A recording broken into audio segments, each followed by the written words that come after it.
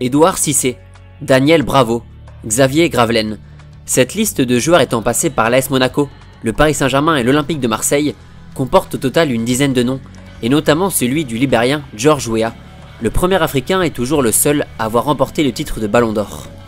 Footballeur connu et reconnu partout où il a posé ses bagages, Mr George représentait à lui tout seul le combo ultime de l'avant-centre moderne, puissant, rapide et technique, qui lui ont permis de s'imposer en Europe et de devenir l'un des plus grands joueurs africains de toute l'histoire. «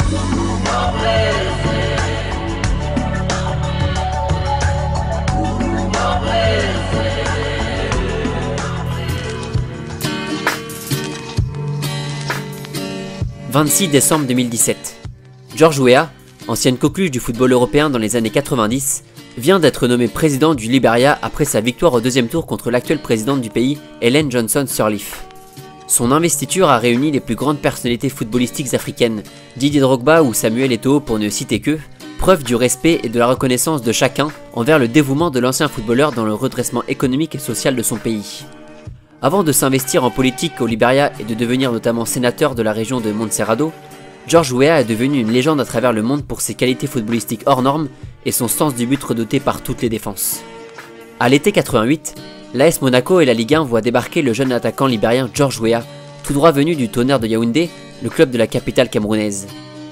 À Monaco puis à Paris, le gamin va prouver à tout le monde qu'il n'est pas vraiment un joueur comme les autres, lui qui allie parfaitement son physique robuste avec des capacités d'accélération et de dribble qui en font un attaquant très dur à défendre pour les adversaires. Ajoutez à tout cela un sang-froid déroutant devant le but et une efficacité redoutable, et vous obtenez l'attaquant qu'il vous faut, le buteur ultime qui sait globalement tout faire. Après 8 années passées dans l'Hexagone et une dernière campagne de Ligue des Champions monstrueuse de Weah avec le PSG, avec surtout ce but mémorable contre le Bayern de Munich,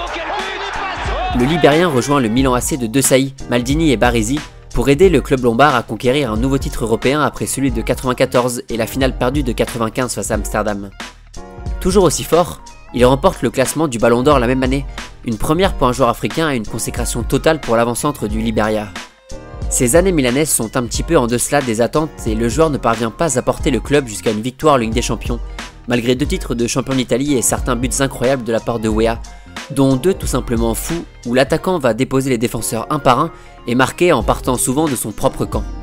Puissance, vitesse, technique, finition, l'addition, merci, au revoir. C'était aussi ça, George Weah.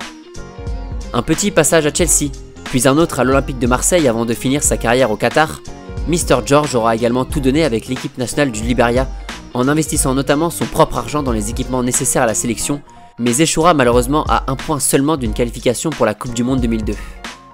De retour au pays, Weah se lance dès 2005 en politique, fort de son image positive et de sa réussite en Europe, pour lutter contre la corruption, la fraude et faire face aux difficultés économiques de l'un des 10 pays les moins développés au monde. Après 2 échecs en 2005 et 2011, il est élu président en décembre dernier et aura pour lourde tâche de relancer un pays meurtri par une guerre civile qui a fait plus de 250 000 morts depuis son éclatement en 1999. Pour les plus avertis d'entre vous, vous avez forcément remarqué l'éclosion récente de l'un de ses 3 fils, Timothy, avec l'équipe première du Paris Saint-Germain, avec laquelle il a notamment inscrit un but contre l'AS Monaco lors du Trophée des Champions samedi dernier. J'aurais aimé vous faire une vidéo plus longue sur la carrière sportive de George Weah, vous parler par exemple de la relation si spéciale qu'il a nouée avec Arsène Wenger, mais les images d'archives manquent cruellement, que ce soit des vidéos de lui en train de jouer, ou même des moments plus intimes en dehors du terrain. Ceci étant, cela ne nous empêche en aucun cas d'oublier l'incroyable carrière que l'avant-centre a pu réaliser en Europe et l'immense bonheur qu'il a pu apporter au Liberia et à l'ensemble du continent africain. Difficile de le comparer à Samuel Eto'o, Didier Drogba, Roger Mila ou même Abedi Pelé, mais force est de constater que Mr George était bel et bien le premier à décrocher le Ballon d'Or en 95, lui le gamin des bidonvilles de Monrovia, passé de la misère la plus pénible à la gloire la plus intense, de la pauvreté extrême aux paillettes des plus grands clubs européens, du jeune attaquant prometteur au redoutable avant-centre que l'on a connu. Oui, George Weah pouvait tout faire, marquer, dribbler, accélérer, dévorer, éblouir, mais surtout profiter. Profiter d'abord de cette alchimie parfaite entre puissance, technique et agilité qui ont affolé tant de fois les défenses adverses, mais surtout profiter du reste, du sport, du football et de sa vie. L'attaquant d'1m84 était une étoile, l'étoile d'un continent en plein développement et d'un état en pleine reconstruction, le joyau d'un pays optimiste et reconnaissant d'un joueur inoubliable qui n'a jamais oublié d'où il venait et qui a tant œuvré pour rendre le Liberia fier et radieux. La récente élection du président Weah a remis sur le devant de la scène celui qui virevoltait à Monaco, subjuguait à Paris,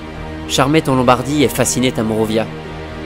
Mr. George était un joueur différent, un avant-centre totalement effrayant, mais l'on retiendra dorénavant le président qui était et restera à jamais un homme définitivement à part.